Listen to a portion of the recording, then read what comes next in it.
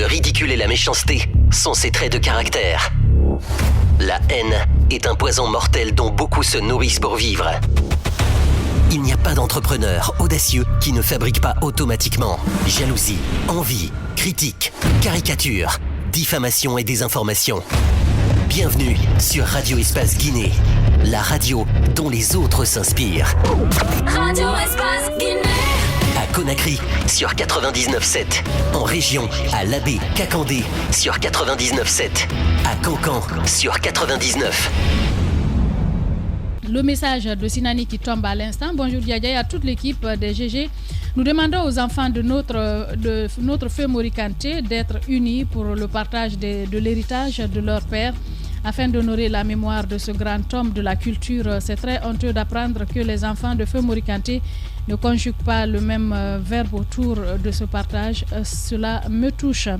Sinani donc qui nous écrivait sur l'une de nos plateformes. Nous partons avec cet autre message. Bonjour à toute l'équipe, c'est pour l'autoroute de l'Insan. L'État à travers le ministère de l'Habitat doit s'occuper de ce problème dans notre pays.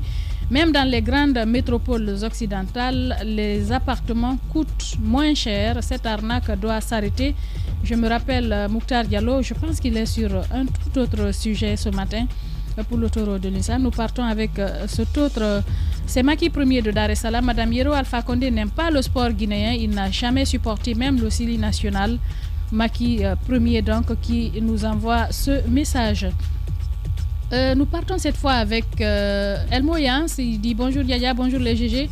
Nous sommes en 2021 et pas d'autoroute en Guinée en 2021. La circulation est à l'image de la gestion publique, il veut dire.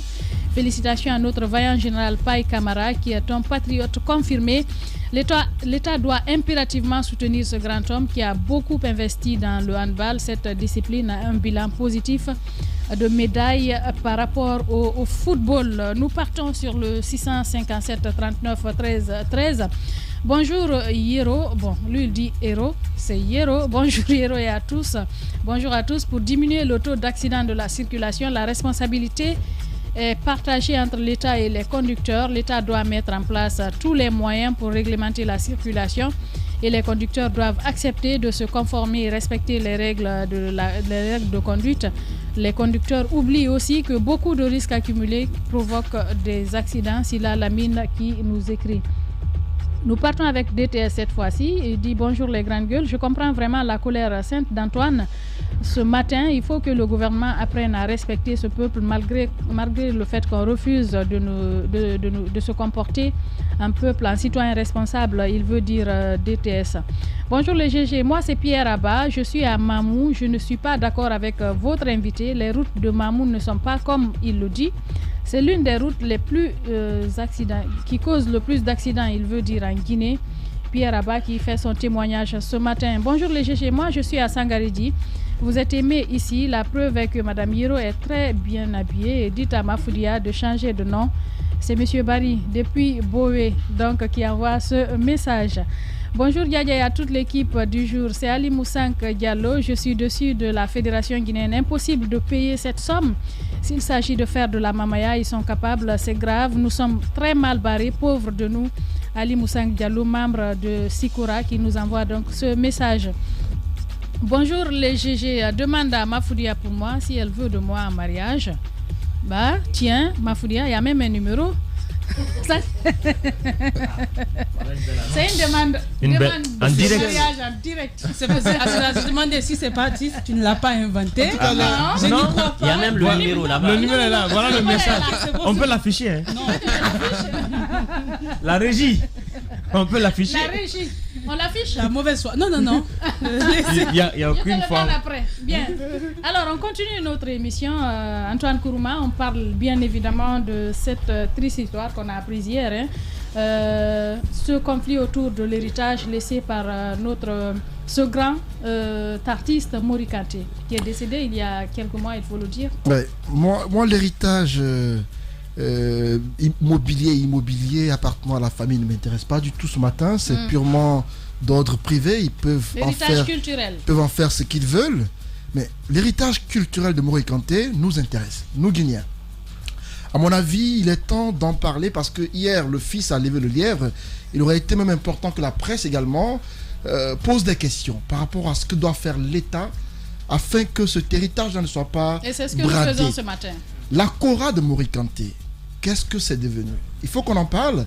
Cette Kora-là, selon le fils, est un or massif. Lorsque vous invitiez Mori à l'époque, nous apprend-on, vous lui preniez 2 billets d'avion, et pour sa Kora et pour lui-même. Oui. Et à mon avis, ça c'est une proposition personnelle que je fais. Il serait indéniable que cette Kora soit mise dans un musée afin que les gens puissent le visiter. La visiter parce que c'est un patrimoine. C'est un bijou dont on doit prendre soin. À préserver, Antoine Kourouma. On va poser des questions à M. Jean-Baptiste Williams, directeur national de la culture. Il est en direct chez les Grandes Gueules. Les Grandes Gueules. Bonjour, M. Williams. Bonjour, Madame Hiro. Bienvenue chez les Grandes Gueules. Allez-y, Mafoudia. Bienvenue chez nous. Alors, la première question aujourd'hui, c'est de savoir, est-ce que l'État, à travers le ministère de la Culture, a un rôle à jouer après la mort d'un grand artiste comme Mori Kanté, et quel devrait être ce rôle quand on parle de son héritage culturel? Je vous remercie et vraiment merci pour l'alerte qui a été donnée hier à propos justement des biens culturels de notre artiste planétaire Mori Kanté.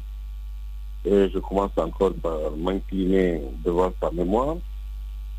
La Kora, en tant que telle, est un patrimoine. Si nous ne prenons que cet élément dans tout ce héritage culturel du grand Mori Kanté. Alors, pour ce cas précis, vous savez comment Mori Kanté s'est battu pour élever cet instrument et le placer presque sur le toit du monde. Alors, le ministère de la Culture et du Patrimoine historique, pour l'instant, n'a pas la prétention, au prime abord, de faire une requête pour le verser au patrimoine national, pour le simple fait que nous continuons à partager le lourd deuil avec la famille. Quoi qu'il en soit. Doyen Jeannot, vous partagez le deuil pendant qu'il y a une polémique qui est née. Hier, certes, on l'a appris, mais la polémique, ça a pris du temps. Aujourd'hui, il y a une polémique autour du partage des biens, et surtout ceux culturels. Moi, je me dis que l'État aurait dû anticiper. Dès le lendemain de la mort de Mori Kanté, on aurait dû avoir une idée de ce que compte faire l'État pour préserver ce patrimoine. Parce que j'apprends que les instruments sont en train d'être partagés au sein de la famille. Attendez, allons par étapes. Ça ne se fait pas comme vous le pensez. En pareil cas, si vous m'écoutez, vous verrez que je suis dans une logique qui nous permettra tous d'être à l'aise. Je dis en pareil cas, c'est quand la famille décidera du partage de l'héritage aux ayants droit et qui fera don de ce bien culturel ou des biens culturels de Mori Kanté au peuple de Guinée par l'entremise du ministère de la Culture et du Patrimoine historique, que l'instrument en question pourrait être versé au patrimoine public. Pour l'instant, vous conviendrez avec moi que c'est un bien privé. C'est ce que je voulais vous dire. Donc si la famille arrivait à décider de garder, par exemple, cette Kora, ça veut dire que ça ne pourra pas être utilisé dans un musée, par exemple? Non, je suis dans la même logique que vous. Je dis, pour l'instant, il faut le considérer comme un bien privé, comme tous les autres biens de Mori Kanté, pour l'instant. Il serait souhaitable pour nous tous que ces biens soient versés au patrimoine public par l'entremise de notre ministère pour que cette Kora, comme d'ailleurs la guitare tétrapode de Kouyaté Sorikanga est au musée, que cette Kora et d'autres biens, par exemple sa guitare ou même peut-être un de ses ensembles, comme il était tout le temps blanc, un de ses ensembles, une de ses tenues vestimentaires soit versée au musée national. D'accord. Peut-être ma question, est-ce que le ministère a peut-être exprimé le souhait auprès de la famille pour leur dire on aurait besoin un peu de ces patrimoines-là pour les reverser. Est-ce que vous avez exprimé le souhait vis-à-vis de la famille? Au prime abord, à l'état jusqu'à l'heure où je vous parle, nous n'avons pas encore émis, je voulais, cette requête à la famille. Parce qu'il fallait quand même mourir, c'est une grande personnalité. On voulait rester que le temps passe et que la famille décide d'abord de s'occuper et du deuil que nous partageons tous ensemble et du partage de l'héritage. Il n'y a pas que les biens culturels qui sont appartiennent à Mauritanie. Mais le souhait, comme vous le formulez, c'est le même souhait que nous avons aussi, c'est plus tard d'écrire ou de prendre attache avec celui qui sera chargé, selon, parce qu'il n'a pas laissé de testament, de gérer les biens de Mauritanie, afin que certains biens, comme la Kora et d'autres, soient versés au patrimoine public. C'est ce que je vous dis. Je ne sais pas si je me fais comprendre. Dernière question, Mafoudia. Alors, monsieur Williams, nous comprenons évidemment ce que vous êtes en train d'expliquer et c'est carrément logique. Alors, ma dernière question, c'est par rapport à ce qu'a dit un de ses fils hier dans l'émission. Il parle d'un certain nombre de biens qui auraient été déjà récupérés par un des fils qui serait aux États-Unis aujourd'hui. Dites-nous, lorsqu'il y aura besoin, est-ce que même les éléments donnés, parce que c'est cela l'inquiétude, que certains éléments dont on aurait peut-être besoin pour en faire un patrimoine ne disparaissent et que vous n'ayez pas la possibilité de les récupérer. Voilà. Il pourrait se retrouver, parce que c'est quand même un grand artiste, vous l'avez dit, planétaire, ces instruments aux États-Unis pourraient se retrouver dans d'autres musées. Non, moi je vous mets à l'aise. Je suis en contact avec la famille. Pour l'instant, nous n'en avons pas parlé. Quel que soit celui qui recevra un des biens de Morikanté, nous serons informés. Parce que moi, je suis très attaché à cette famille. Je connais très bien certains enfants comme le Kader. Je connais bien Moukira, son épouse, la veuve Moukira Kouyaté. Et son manager, Juan qui est un Sud-Américain. Je se contacte, nous échangeons souvent. Ce n'est pas seulement les biens culturels de Morikanté. Pourquoi ne pas prendre même toutes les distinctions, les disques d'or que Morikanté a décrochés? Il y en a plus d'une quinzaine. Pourquoi ne ferait pas l'objet d'un reversement au patrimoine public? Bien. Donc nous engagerons les démarches qui s'imposent en temps opportun. Bien. Monsieur Jean-Baptiste Williams, Jeannot Williams, pour ceux nous qui l'avons écouté tout jeune à la Radio Nationale, merci d'être passé ici. Je rappelle que vous êtes le directeur national de la culture. Sur Radio Espace Guinée, les GG pensent comme JMJ. Une presse libre se voit dans la rue. Et la rue voit vraiment si la presse est libre. Cette dialectique sociale est la levure de la démocratie. JMJ. Les GG sur Espace, tous les matins 9h-11h. On a écouté Jeannot Williams qui est serein d'ailleurs. Oui, il estime que tout sera mis en œuvre pour ne pas que ce patrimoine soit bradé. Oui, il est à la fois serein et prudent parce que pour l'instant, la famille, avec cette guerre interne, qui est le successeur légal par rapport un peu à tout ce qu'il a fait, mais je pense que le ministère aussi peut être dans l'anticipation, déjà exprimer le souhait d'avoir un peu ces patrimoines pour les reverser. C'est vrai, moi, c'est la Kora, son chapelet, également les tenues et les disques d'or, parce que ça allait être ma question, c'est ces disques d'or-là, parce qu'il y a des familles quand même qui les gardent, certains les revendent, mais est-ce qu'avec une telle demande, la famille acceptera d'avoir ces disques d'or? L'autre question, c'est par rapport un peu à ce qu'il a généré. L'État devrait y mettre les moyens pour les récupérer. À supposer que la famille veuille un échange.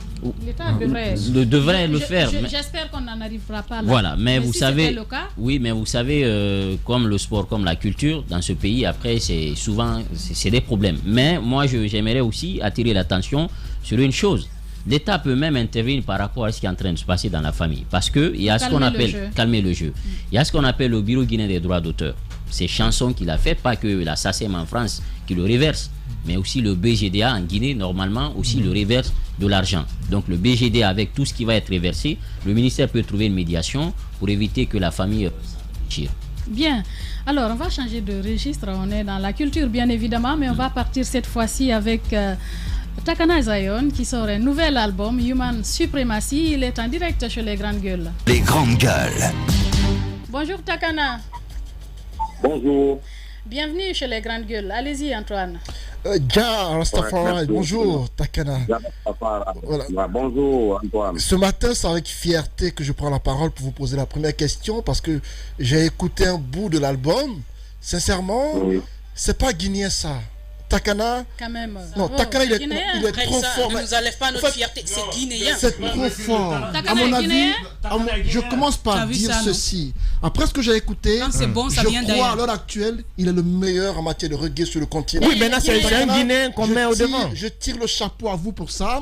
Et parlez-nous de cet album Human Supremacy. Ça comporte combien de titres et c'est quoi les titres phares? De quoi vous parlez dans la chanson?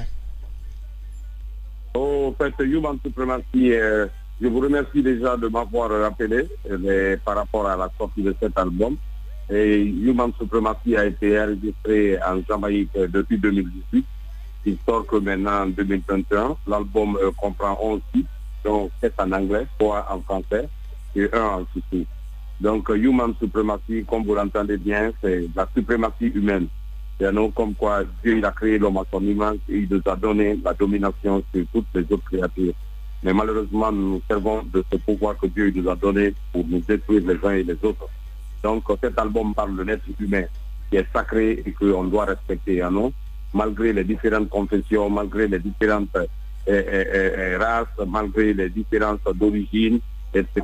Non? L'être humain reste sacré, quoi. Donc c'est de ça que Human Supremacy parle. Vous avez un titre en featuring avec Sisla Kalanti, dont vous verrez certainement le clip aujourd'hui, Énergie. Vous avez Babylon Wicked dedans.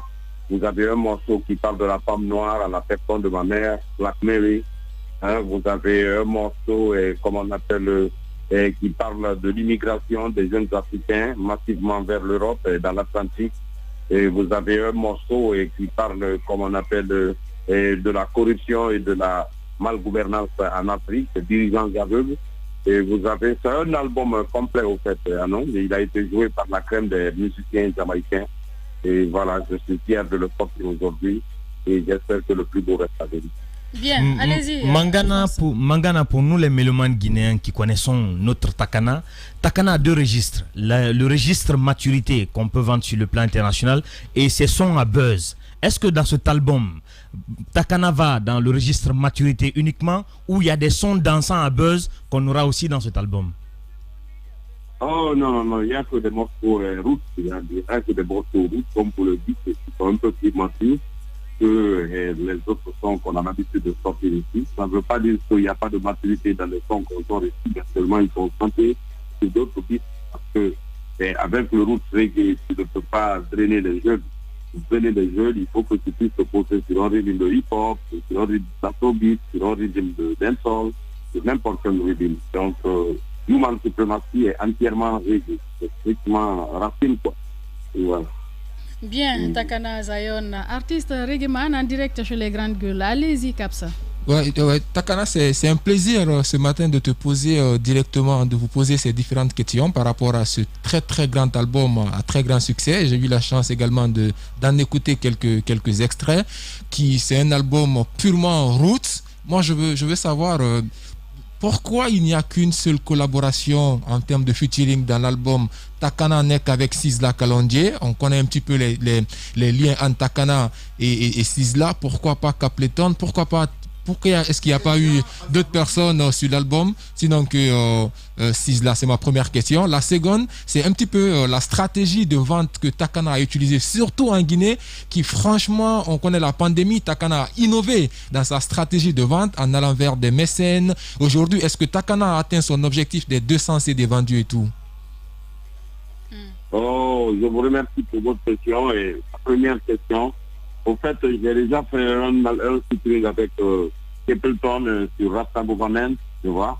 Donc, après, je suis parti en Jamaïque en 2018, j'étais pratiquement tous les jours avec Sisla Kalanti, à cause du fait qu'il est venu jusqu'en Guinée, il est venu jusque dans mon village. Vous savez, un featuring aussi, c'est un symbole, c'est un symbole du lien qui puisse exister entre deux artistes. Aujourd'hui, il y a plein d'artistes qui font des featuring avec d'autres artistes qui n'ont jamais connus, qui n'ont jamais côtoyé. Ouais, ça peut bien marcher, mais ça ne sonne pas original, quoi. Donc, c'est Kalanti, c'est un frère, c'est un grand frère à moi. C'est un homme qui m'a donné beaucoup de force et d'inspiration aussi dans ma carrière musicale. Et donc, on a beaucoup de points communs ensemble. Et c'est pour ça qu'on a fait Énergie. Yeah. Voilà. Donc, quant à la stratégie que nous avons mis en place, nous l'avons médité pendant plusieurs années avant de faire ça. Parce que nous avons compris que l'industrie est presque morte en Guinée. Avant, les grandes maisons de distribution qui achetaient les CD avec nous et les redistribuaient sur le marché n'existent plus. Et Amati, Grigri Production, TDS, aucune de ces maisons n'existe avec la nouvelle technologie et les clés USB, les nombreux téléchargements gratuits, les cartes de mémoire et tout. Donc les artistes n'arrivent pas à vivre de la vente de leurs CD. Et nous sommes dans une période difficile de Corona où les artistes n'arrivent pas à faire des concerts encore en Guinée. Donc comment est-ce que les artistes peuvent s'en sortir financièrement, puisque eux aussi ils ont des familles à nourrir, ils ont des business à alimenter, ils ont leur structure aussi à entretenir. C'est pour ça que nous nous sommes dit que ce n'est pas obligé d'acheter le CD de Takana, mais pour toutes les bonnes personnes de bonne volonté qui aiment donner leur appui aux artistes puissent acheter mon album à un titre symbolique de 5 millions. Je m'en réjouis beaucoup parce que beaucoup de personnes pensaient que c'était vraiment risqué d'entreprendre de tels projets, mais aujourd'hui nous sommes à 191 CD. Donc au moment où je vous parle, il reste 9 CD de Human Supremacy sur les 200 CD qui ont été achetés à titre symbolique. Je remercie tous les Guinéens, je remercie toutes les bonnes personnes de bonne foi qui m'ont soutenu et qui n'ont pas hésité à acheter cet album. Bien, Takana Zion, merci en tout cas d'être passé chez les Grandes Gueules ce matin. Ouais, merci infiniment. Mon dernier message est que tous les Guinéens qui sont à l'extérieur, qui sont à Bruxelles, en Belgique, qui sont dans toute l'Europe, qui sont à travers le monde, je leur demande de venir soutenir la musique guinéenne, de soutenir la culture guinéenne à travers ma personne, parce que rien que la Bruxelles, rien que la Belgique, ça peut faire de cet album un album disque à plus forte raison toute l'Europe, ou le Canada et les États-Unis. Quand on prend tous nos fans qui sont dans ces pays aujourd'hui, un disque c'est 25 000 CD. Donc j'invite tous mes fans, j'invite tous les Guinéens de bonne volonté à acheter ce CD à partir de l'Europe parce qu'il ne coûte que 12 €. Peut-être 14 jusqu'à 15 € quand ils se le font expédier. Donc je compte beaucoup sur vous, je compte sur vous les journalistes, je compte sur vous les médias et de faire en sorte que cet album atteigne le sommet, quoi. Bien. Takana Zion, vous l'avez compris, artiste reggaeman, c'est fait quand même une petite fortune, 191 CD vendus, ça fait 956 millions. Et il l'a dit, il vous encourage, enrichissons quand même nos jeunes talents, c'est une fierté. Merci à tous de nous avoir regardés à la télévision. Merci à tous à l'international de nous avoir écoutés aussi ici en Guinée à travers nos antennes régionales. C'est un plaisir de vous servir pour ce dernier numéro de la semaine. Nous vous retrouverons lundi avec aux commandes Lamine Guirassi. Merci à Amadousso qui a géré les sons du côté de la radio, à toute l'équipe de la régie, Vladimir Poutine, Nalaï Sidibé, Mafata Sano, Alassane Diallo, l'homme de nuit, Mamoudou Kondé, Aboubakar Foté Souma. Merci à tous. On vous retrouve lundi avec d'autres sujets d'actualité.